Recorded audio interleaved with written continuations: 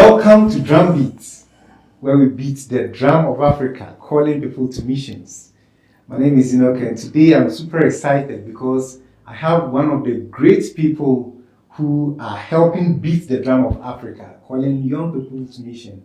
And it's no other than my dear brother, Osofu James, as I affectionately call him, James Amoah Mensah. Thank you. All right. So, Osofu James, you're welcome to Drumbeat. Can you please introduce yourself for those who are listening, for them to know who we have here? Okay, so I'm Pastor James Amoah Mensah. I'm currently with the Church of Pentecost as the Home and Urban Missions Pastor for Achimota sector. So the Achimota sector is about Accra, and the bigger part of Accra. And what we do is to do what we call urban missions, give a new face to missions. So our focus is to make sure missions is done in the city of Accra and its environs. So all the people groups that we need to reach, we are reaching them in the city. Then we are also looking at what we call marginalized groups in the city. So we are talking about drug addicts, commercial sex workers, prostitutes, street children. Then we have another group called vulnerable children or children at risk. So all are what we are working on. Then we are also reaching out to migrants, African migrants and expatriates. Okay. So I have a bigger interest in the Chinese, the Pakistanis, those people who have moved into Ghana. And we are working on them. To marvel you that the numbers are huge, but we are making progress with it. So this is basically about what I do. Wow, Home and Urban Mission is really doing great, and especially with an interest in the urban migrants. You know, people might just come in and within a moment they might be transformed and be impacted. But I want us to, in fact, for listeners out there, Osofu James, we've been seated here before. Those who haven't seen the previous video on Talk Mission, please check it out. He is a real man who's been doing this for many years, and he has a lot of experience. So I would like to know, what relevance do Christians, to viewers out there, everybody have in mission or in affecting lives? See, so when you are talking about mission, you are talking about God's purpose. Mission is God's purpose. We say that the first missionary is God. Because God was the first person to send Jesus Christ out. So God is seen as a missionary. So if you are a Christian, then you must do the things that God is interested in, which is missions. And mission had to do with the assignment that God has given to every believer. So it is not just about Matthew 28, but it's God's purpose for every Christian. It is how you see it. And every Christian, to me, is seen as a missionary. It is not when you feel like you are being sent by a church that makes you a missionary.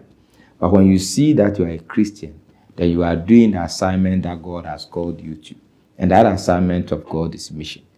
And every place you find yourself is a mission field, and you must see it as such. Wow, one great scholar said you are either a mission force or a mission field.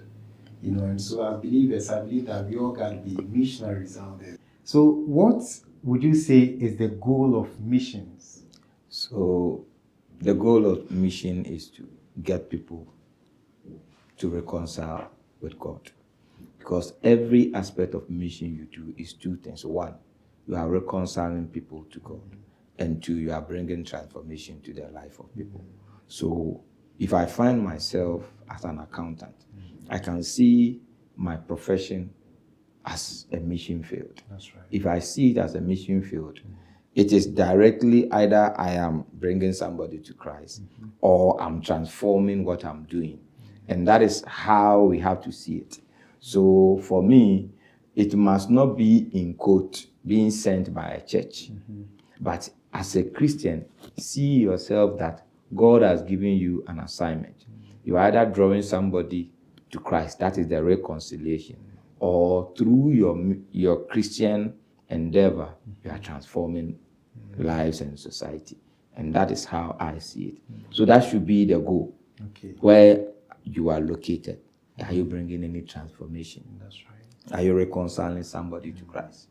Because if these two are not done, then there's no need for being a Christian, because your focus is these two. That's reconciling right. people to Christ and bringing transformation. Yeah, and I think you make it very simple. You explain it very simply, make it more practical and relevant, in the sense that whatever we are doing, that is what the tool we have to be part of mission. We don't necessarily have to go on the front line just like other people do. We respect them so much. But then wherever we are, as a young person, as a creative, as a photographer, as a designer, as an accountant, a lawyer, wherever we are doing, that is the mission.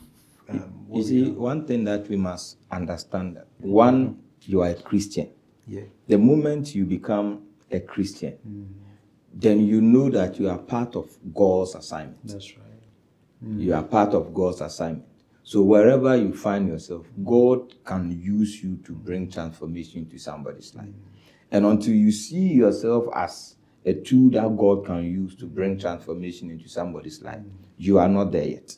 So the moment you accept Jesus Christ as your Lord and personal Savior, you are the tool God is using. Somebody says that we are God's hands, we are God's legs, we are God's mouth that God wants to. So God is not coming from heaven to speak. He's speaking through you and me. Absolutely. So if I go, God has gone. If I speak, God has spoken.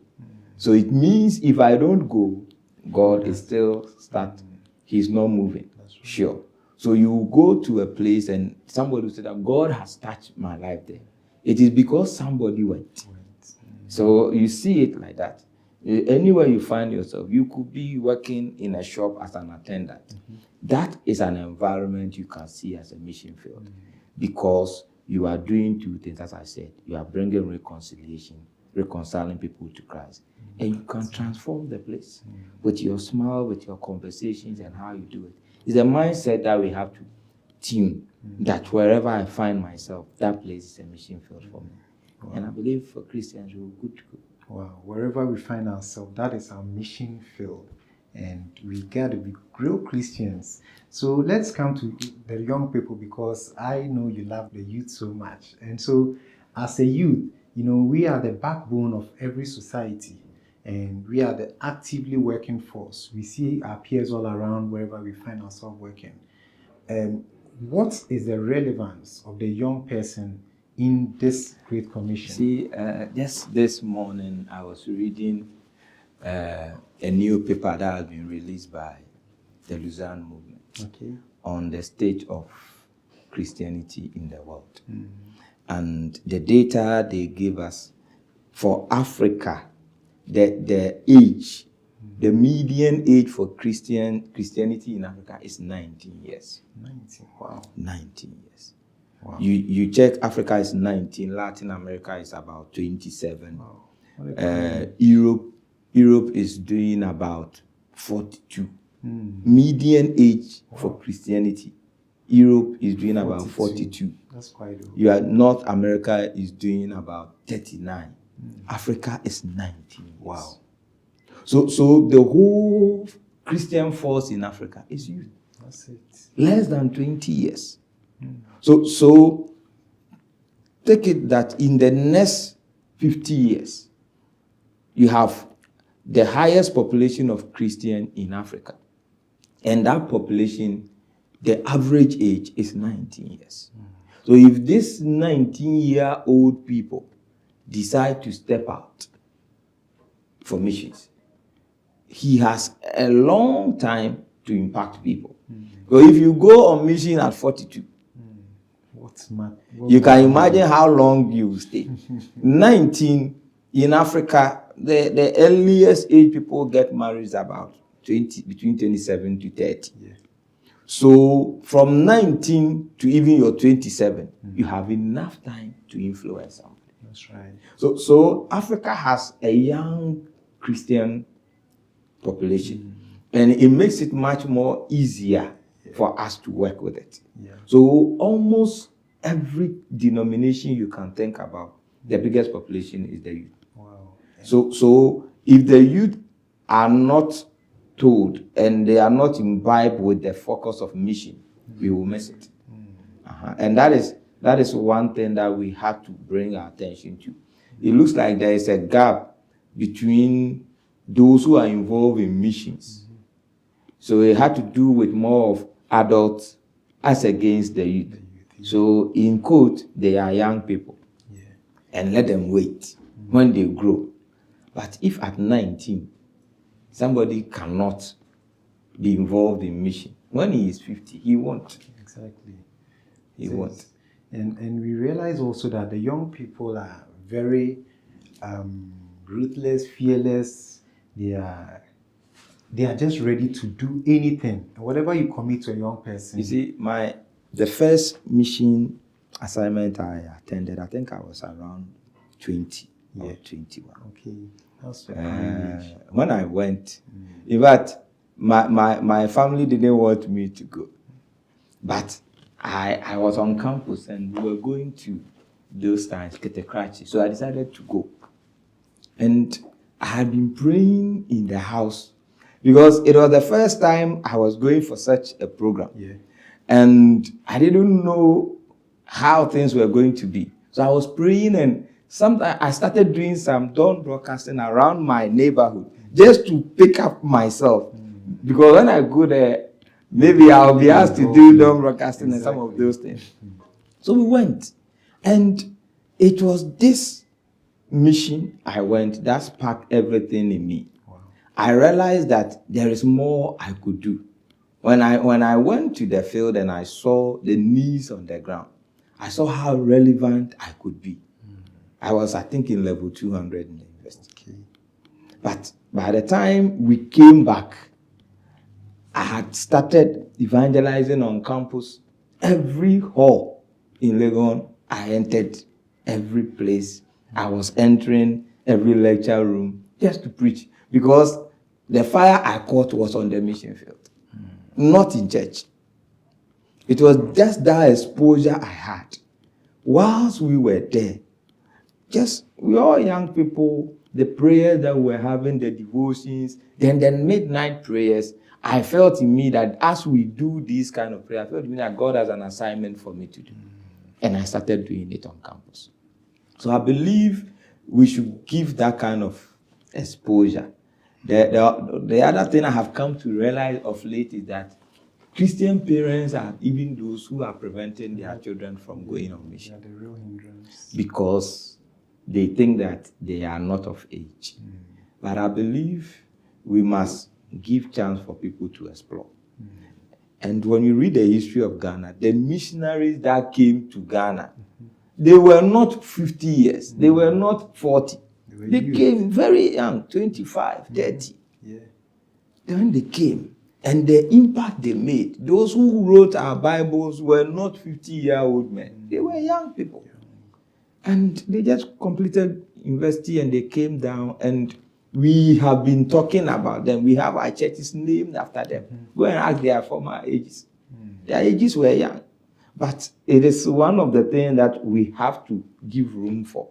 Because if you believe this is an assignment that God wants the youth to engage in, then we must give them all the strength that they can. Because I believe for us, we have a bigger chunk of our population being youth. And they have the energy, they have the zeal. Yeah. They're ready to go. Yeah, they are ready to go. Because when people are not married, it becomes much easier. Exactly. Because you are not thinking of wife, children, and all that. The moment marriage sets in, the mind is very much. Yeah. That's why Paul will tell. A lot of limitations. Paul will talk about the one who is not married concentrate on the things that concerns the Lord, that he may please him. So your concentration is very much intact when some of these things. So it's a good thing for us to reconsider. But this is actually mind-blowing, because you were 20 years there about when you first went on your mission trip. And you were youth, you're a young person. And I want to tell anybody listening to me out there that don't let your age limit you. Don't feel, don't feel less of yourself. Don't think you are young. Timothy was encouraged that he should not let anyone look down on his youth. And so do I tell you, wherever age you have, you don't have to wait, my brother. Just get going. And so let's come to talk about some of the beautiful, the victories or the good aspects of getting involved in missions. So, what would you say is the beauty of serving the Lord as a young person? You see, aside that first mission trip, I joined several mission trips on campus, even those that are not within my denomination. So far as I hear it, I'll make sometimes the whole year. During the long vac, I will spend all my time on one mission field. I'll go for this, come back, go and join this and that. And the boldness to preach all came from there. The boldness to pray for people and see ministry taking place, see healings taking place, all came from there. And these things happen because you have decided to go on the field. Right. Now, one thing that I want us to understand is that sometimes you have to make a decision. Yes, you could decide to go on short term or a long term. But I believe the focus we are looking at is both going on short term or long term missions. But in any of them, there are experiences. There are experiences that will stay with you for the rest of your life. And one of such experiences I have was when I decided to go on my national service and do it on the mission field. The whole year period. Yes. You said on the field. So I was on campus praying about national service. Then I hear the Lord tell me that I shouldn't worry about where I will be posted. Because by then, there were opportunities to be posted around and to serve. I had calls. But I just had the edge that I shouldn't worry. I should just go. Because I had even chosen Northern Region to go for my national service. But I was having challenge at home. Choosing Northern Region, the family were not in support of it. Yeah. But I believe the Lord was leading me. And I went. So when I went to the field, the place I went, there was no electricity. There were no buses that go there. The bus goes there once a week. Wow. So if you miss the bus, you have to either walk, or go on a motorbike. That is if you are able to get one. Because we go there only on Mondays. So we went. No light, no network. We were told. So I didn't even go with phone. My first 3 months there was no phone. Wow. Well, there's nobody to call. Then there's no network. Yeah. So we stayed there. And it was at that place I saw that I am in quote important. Because I got to a community where the community had about 3 or 4 churches. But none of these churches had a leader. Wow. Like a pastor, somebody who is teaching and preaching and things like that. So our first Sunday in church, you meet somebody, he's preaching. He doesn't have a Bible to preach from because he can't read.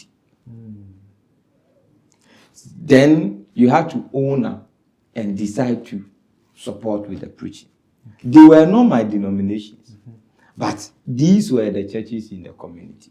So we had the Catholic Church, we had one church we called Agape, then 1 or 2 other churches there. But you enter any of them, they don't have leaders. So if they don't have leaders and you have gone there to do your national service, you're a Christian, what do? You help. Yeah. So we started to teach them.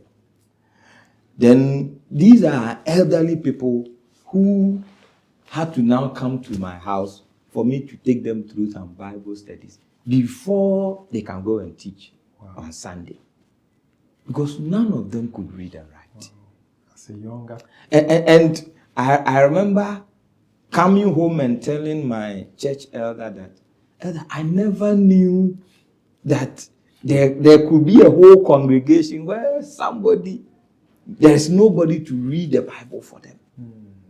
And I am in Accra, and my whole congregation is an English church, and everybody can read and write. And here, nobody. So that I couldn't imagine.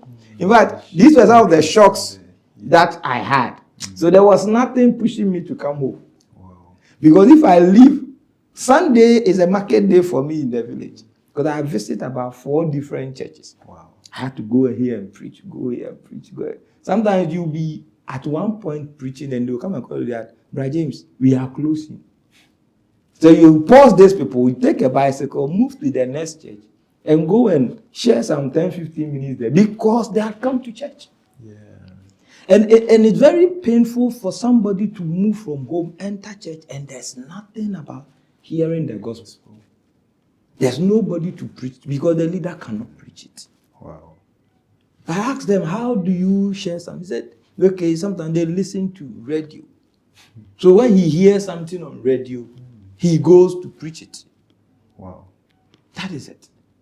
So it was at that point, my mind started thinking about audio Bible, how do we support these kind of things. The first audio Bible I took from the village was a CD player.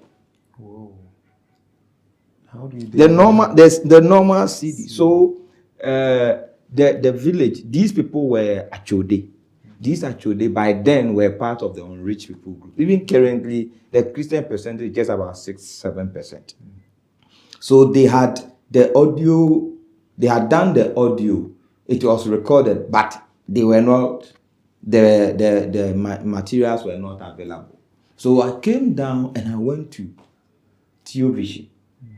I went to Theovision and I asked them if they know of this people group, this language.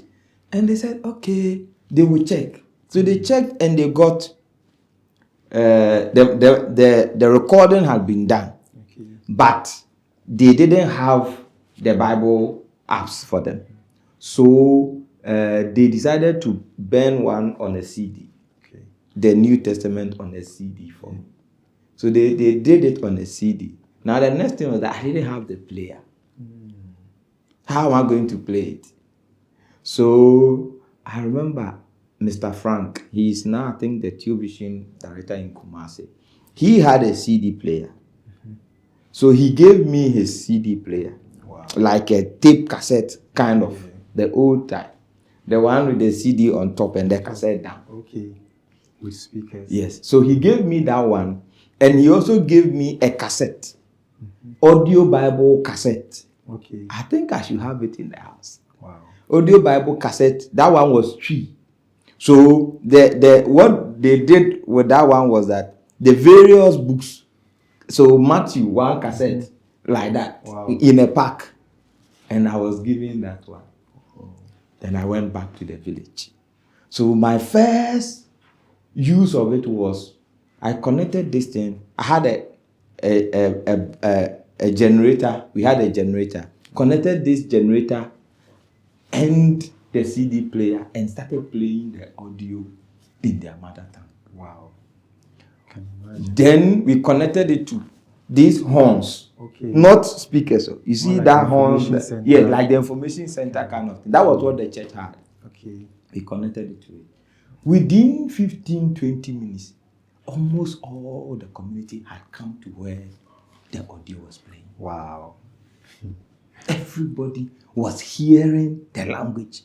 They're like, who is talking? Who is talking? Okay, So they came around only to come and see the CD player. Wow. And that was an opportunity for me to preach to them. Wow. And it was wonderful. About 500 people, they all came around. Whoa. Just to, and I can't forget that experience. Because it made me understand that when the gospel is really communicated in the language of the people, the impact is much greater. And that was it. That is how I won the heart of the community.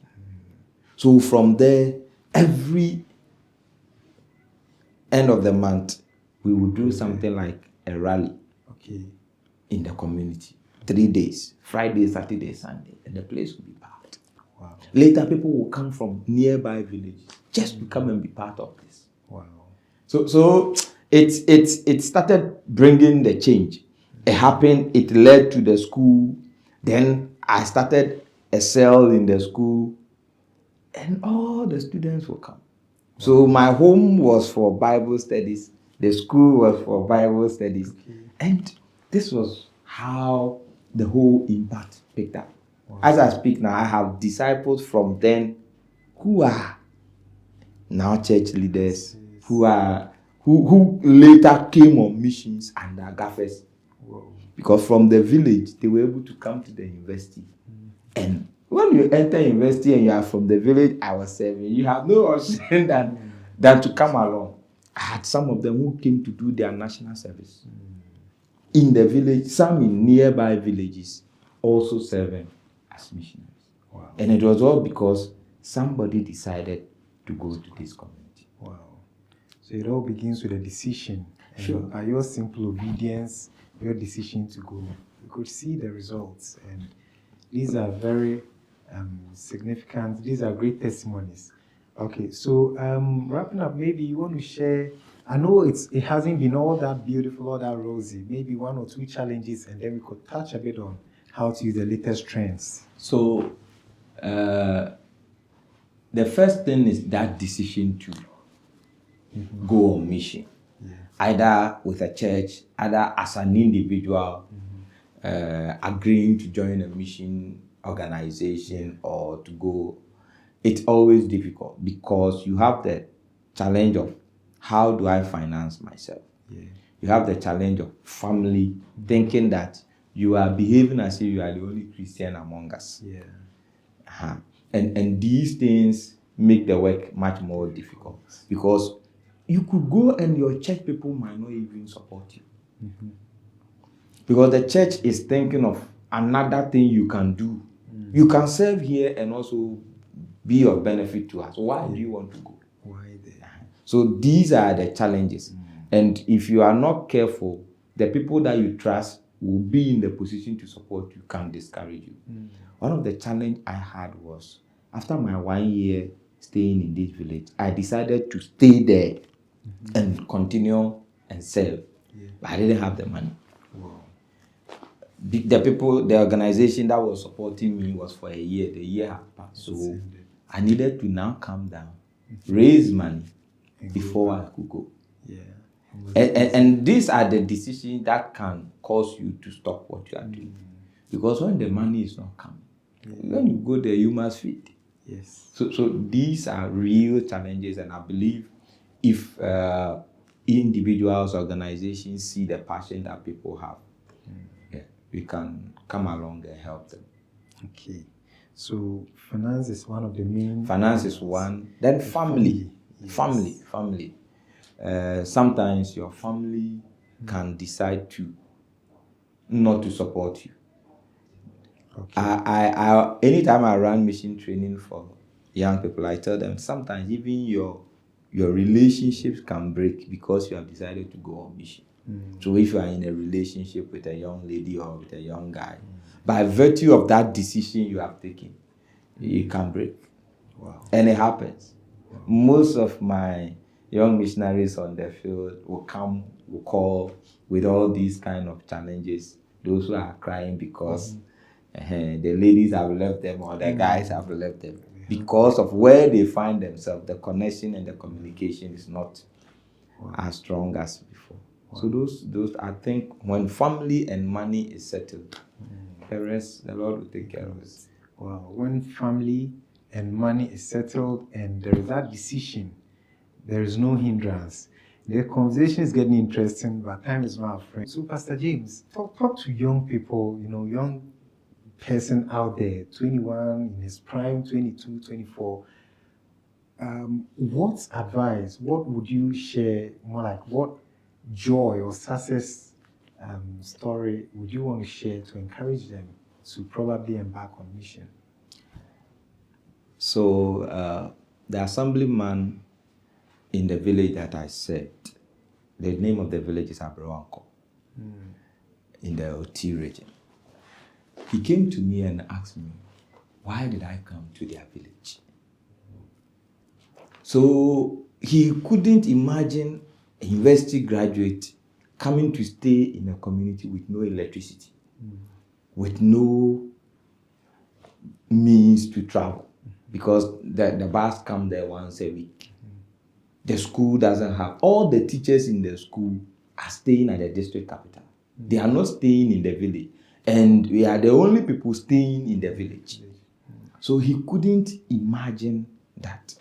And I told him that, one, I feel God is asking me to come to this community.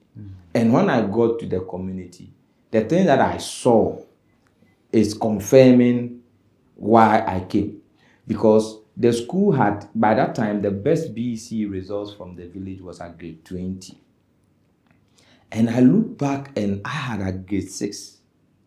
So I was just trying to compare with the best guy there, and I'm imagining what kind of senior high school could he go with a 20. So if the best is 20, you are talking about 35. You're talking about those who have 38. You're talking about those who are 25. What happens to their faith? Therefore, I saw that I have a responsibility to these people. And one of my main focus was to give them Christ and give them education. And these are the two things that drove me to the place. And by the time we were leaving there, we had produced the best BEC results in the village. Glory.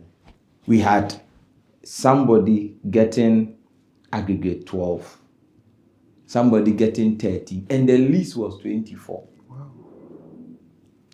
The 12 students that we took for the BEC, every one of them passed. Wow. Now, it erupted in the community. Then we started also giving them free scholarship. So I had to come down, raise money to give it to them, for them to start senior high school. And that is the thing. Anytime I see these people, as I speak now, one of my students is doing his PhD. Wow. From the guys who had the scholarship from us, one of them is doing his PhD. Wow. And anytime he will call me and he will talk about those days, all of them became all the 12 became disciples I was working on. Even up till now, I can trace every one of them. To the point that some came to the university to become GAFES presidents from that village. To become GAFES presidents in Accra. And I believe that there is a drive, and if God puts such kind of drive in us, a lot of people's lives are dependent on us. So if you're a young guy, look out for such things. What is God calling me to do? Somebody's life is connected to yours. If you take that your decision, you are turning somebody's life around. And that is what Joseph did. If Joseph had refused to go to Egypt and has refused to serve God well in Egypt, Israel wouldn't have been saved. So I believe some of these decisions, it's with us. But people's lives are connected to us. So you're being a Christian, there is a life that is connected to you. And because of where God has placed you, that person's life will be transformed. So see it from that point and begin to take that decision. Wow. And I believe God will use you to transform somebody's life. God bless you. God bless you. Somebody's life is connected to me. It's connected to us. And so we have to take action. Pastor James, maybe let's talk a bit about technology and the latest trends, because tech is a big issue. That is what is moving the world now. How can we use technology in mission? And also going back to your sharing about how you raise funds, it was based on little contribution from individuals like the one watching that you put together to help someone even go to the senior high school. How can we use technology in mission, and if there is a way to even use it to mobilize resources? If by the time I was going, I knew or had access to even phones to do this audio, I had these audio Bibles and all that, I would have gone a step further. Yeah. I would have done much more better. Perhaps maybe even if I had projector by that time, I would have been doing Jesus film in the classroom. Wow.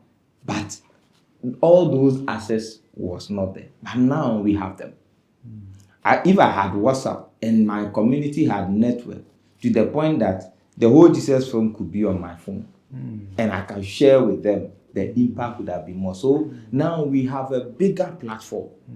We have a bigger platform to let people know about the gospel because there are several apps, several things you can do to make sure that the gospel goes and it's happening. There are now even audio Bibles in almost all the languages we have in Ghana. That's true. So these audio Bibles are just a click on the phone. And where the people are not hearing the gospel in their language because they don't have the hard print, these audios are there and we can use it. So I believe it makes the work much more easier. And we, the youth, we are savvy with this. We know how best to use these things. So we can employ technology and work around it. We did something in our village. We took electricity to the village. Wow. We bought a generator. Okay. The colleague I went with had done electrical engineering. So we went to buy the wires and fit light in the school. And in the evening, the whole community will come to the school. And when they come to the school, we are teaching, we are preaching. That for that one, because we have done it. So we do the preaching and we do the teaching, and the parents will come and just hang around because there's light. And that is the impact that you could make. So there are transformations that you can bring when technology moves to such locations. And I believe if we do that, it can work. On the fundraising, yes, I believe the best way to raise funds is to share your story. Okay. Wow. Tell people.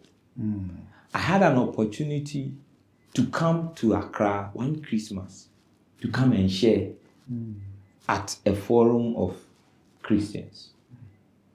And by the time I finished, I've had about 3-4 individuals who called me on the side. And they are like, I feel like what you are saying, God wants me to put my money into it. Wow. I had a man and a wife who paid for the school fees for most of the students I took to school. And it was all because I was sharing my story. And they felt like they are connected to these stories I'm sharing. And I believe that is one of the things that we need to do. Get opportunity to share your story. Get opportunity. If your stories are shared, you'll be able to raise the monies out of. Yes, there are techniques. We talk about fundraising and things like that. But the people who give the money want to see their money working. That is it. They want to see their money working. So if you are sharing the stories, you are giving testimonies, and it is life transforming testimonies, people will support it. Churches will support it. The reason why I would say some of the churches are not supporting missions is because perhaps they seem distant from the work that the missionary is doing on the field. That's right. And most times, too, accountability is our issue. Yes, he has given me what is happening. At the end of the month, what is it? What can you tell me? What is happening on the ground that somebody should know? And that is the stories you are sharing. Wow. The more you share it, the more people come along. How I was talking to you about the Lausanne thing. Lausanne, as of today, I was reading, I felt very sad. They are still talking that we still have more than 80% of Muslims or Hindus who do not know somebody who is a Christian. More than 80%. That's of Hindus or Muslims do not know somebody who is a Christian. Quite staggering. But we are all surrounded here. 95, 72, 73% Christian. But there are still Ghanaian Muslims who do not know somebody who is a Christian. How then do we impact the life of this person? It may surprise you, we may even decide to embark on evangelism activities, but we see them and still pass by. No, them. we believe that for them, they are our brothers, so we don't go to them. The fear of not telling them the gospel because they also know in God. Yeah. But I believe that is what we need to do. And when we share the stories, God will bring the fans. When the fans come, we can do that. Okay, that's actually mind blowing for me, is because this what you shared. I mean, tech can be used to raise funds, and sharing your story is the main deal. Unfortunately, we don't share the stories, and often, we even realize that all the places or the canvases to share on technology are free. Our statuses are places. It's quite easy to pick your phone, share the stories, and these are all great ways we can do. So, Pastor James, can you share your final words to anyone out there? I will say that God has an assignment for every one of us. And you need to see yourself as part of God's plan. And when you see yourself as part of God's assignment, then you see mission as for you. And I believe the church, when we talk of the church, it is you and I. And therefore, God has given us an assignment to reconcile man to Him and bring transformation into the lives of people. I believe you should see that you are taking one person's life at a time. Work on that person. Commit yourself to it. And if you see transformation in the life of that person, then God is really at work in us. And that is how all of missions come. Jesus did not work on everybody. He worked on 12. And the work of the 12 is what has come to us. So you too can start with one, 2 people. And when we take that step, those 1, 2 people, when they are transformed, you will also become part of the bigger story of God. Thank you, God bless you. The conversation is getting interesting, but time is not a friend. And so this is how we wrap up the curtain on the drum beat. And thank you for beating the drum of Africa with us. I believe you've been challenged, you've been inspired. Share this with somebody else who may need to hear it, who may need to get on the field. And I'm trusting that as you, we are going to rally the Christian call, the mandate of Christ. We're going to make Jesus proud. God bless you for staying